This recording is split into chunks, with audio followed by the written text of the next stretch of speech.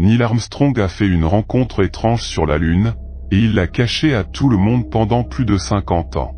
Le commandant d'Apollo 11 fait partie des légendes de la NASA en matière de voyage dans l'espace, en raison de l'exploit qu'il a accompli lorsqu'il est devenu le premier homme à poser le pied sur la surface de la Lune le 20 juillet 1969. Nous sommes tous conscients de cette expérience historique, mais il y a un événement en particulier qui a été caché au public. Alors qu'il était sur la Lune, Armstrong a rencontré quelque chose qui a presque empêché la mission Apollo 11 de rentrer chez elle, ce qu'il a gardé secret jusqu'à sa mort. Que nous a caché le premier homme sur la Lune ? Le premier atterrissage sur la Lune est lentement devenu le royaume de la mythologie américaine. Cette réalisation était si incroyable que la décennie de voyage a été canalisée en un seul événement. On dirait presque qu'un jour d'été de 1969, 3 hommes sont montés à bord d'une fusée, se sont rendus sur la Lune, ont enfilé leur combinaison spatiale, se sont promenés et ont planté le drapeau américain avant de rentrer chez eux. Cependant, ce n'est pas tout ce qui s'est passé. Neil Armstrong a découvert quelque chose qu'il gardait secret, mais cela a finalement été révélé à sa mort.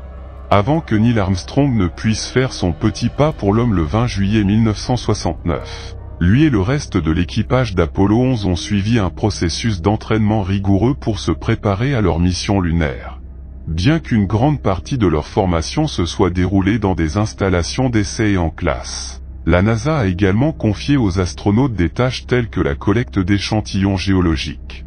Ils se sont également entraînés à entrer et sortir de l'atterrisseur lunaire pour aider à développer la mémoire musculaire afin de reproduire ces procédures sur la Lune. Pour rendre l'entraînement de l'équipe aussi réaliste que possible, l'équipage s'est entraîné sur des sites sélectionnés ici sur Terre qui ressemblaient étrangement à la topographie de la Lune. La NASA recherchait des endroits similaires à la Lune et des astronautes se sont entraînés à divers endroits aux États-Unis et à l'étranger pour apprendre les caractéristiques géologiques qu'ils rencontreraient au cours de leur mission.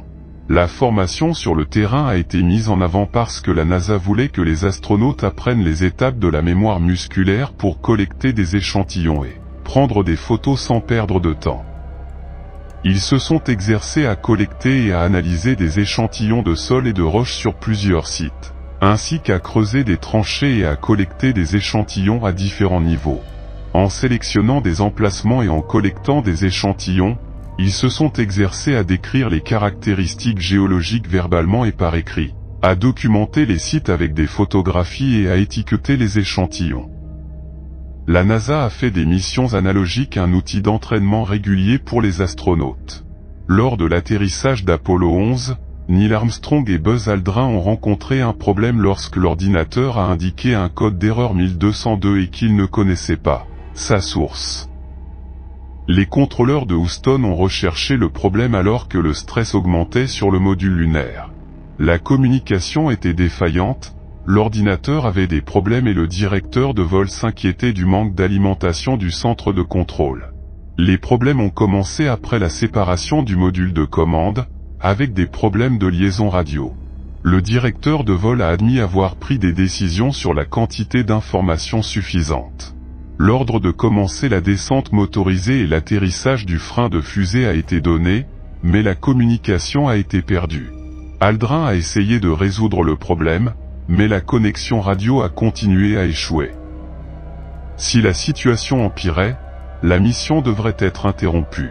Pendant ce temps, plusieurs alarmes se sont déclenchées dans le cockpit du module lunaire, dont l'alarme au O2 indiquant une surcharge. Si l'ordinateur d'atterrissage était réinitialisé à cause de cette alarme, il devrait interrompre la mission instantanément. Les contrôleurs de vol sur Terre étaient confrontés à des problèmes de communication et à des données radar intermittentes. Lors de l'atterrissage lunaire, l'ordinateur a reçu trop de données, ce qui a provoqué une alarme inconnue dans le module lunaire. Les contrôleurs de vol sur Terre ont pris la décision de procéder à l'atterrissage tant que l'alarme ne se répétait pas constamment. Malgré une autre alarme similaire, les astronautes ont poursuivi l'atterrissage, Aldrin se concentrant sur les instruments et Armstrong contrôlant manuellement l'atterrissage. Cependant, un nouveau problème s'est posé, son emplacement n'était pas comme prévu. Armstrong a dit de commencer la descente avec un G, mais ensuite nous avons perdu la communication. Aldrin a essayé de le réparer, mais en vain. Si ça empirait, il faudrait avorter. L'alarme principale s'est déclenchée et l'ordinateur d'atterrissage a indiqué une surcharge d'oxygène. Lors de l'atterrissage, Neil Armstrong a demandé à Houston des éclaircissements sur l'alarme qui sonnait dans le cockpit. Le contrôleur de mission Steve Balley a décidé qu'il était prudent de continuer tant que l'alarme était erratique. Ils ont décidé de poursuivre l'atterrissage, car il était presque aussi dangereux d'essayer d'avorter avec un ordinateur défectueux que de continuer. Son collègue astronaute, Charlie Duke, a transmis le message dans l'espace en disant « Nous continuons cette alarme ». Malgré le fait que l'ordinateur a émis une autre alarme, ils ont décidé de continuer. Pendant l'atterrissage, Buzz Aldrin était concentré sur les affichages des instruments et Armstrong contrôlait manuellement l'atterrissage. Cependant, un autre problème commençait lentement à apparaître, ils n'étaient pas là où ils étaient censés être. Aldrin se souvint que dans la fenêtre du commandant il y avait une grille calibrée à la hauteur d'Armstrong qui lui permettait de vérifier sa position sur la Lune. Cependant, la gravitation irrégulière de la Lune et la vitesse supplémentaire qu'ils ont gagnée lorsqu'ils se sont désengagés du module de commande les ont amenés à dépasser leur zone d'atterrissage prévue. Armstrong avait une mauvaise vue d'un vaste champ de cratères et de roches de la taille d'un camion au lieu de la zone lisse et plate indiquée sur la carte orbitale. Pilotant manuellement, il a cherché un endroit doux pour atterrir. Lors de l'atterrissage lunaire, Armstrong et son équipage étaient nerveux en raison de la trajectoire étrange et du faible niveau de carburant, ce qui signifiait qu'ils devaient abandonner en 60 secondes. Armstrong a cherché un point faible tandis que Aldrin a annoncé la vitesse et la portée. Après l'atterrissage, l'équipage a parcouru sa liste de contrôle, mais une accumulation de pression a été observée sur les consoles. La situation a été signalée et ils ont envisagé d'interrompre la mission, mais la chaleur du moteur a fait fondre la glace et le problème a été résolu. Après 3 heures sur la Lune, Armstrong et Aldrin ont tenté d'ouvrir la trappe du module lunaire après avoir terminé leur liste de contrôle. Cependant, ils ont découvert qu'ils ne pouvaient pas évacuer tout l'air du lander et qu'il y avait encore trop de pression. Après plusieurs essais, Aldrin a dû éplucher le bord de la trappe pour l'ouvrir sans la casser. Alors qu'Armstrong quittait le module, quelque chose s'est cassé. Il s'est avéré qu'il s'agissait de l'interrupteur d'armement du moteur de remontée, ce qui présentait un autre problème dangereux pour la mission.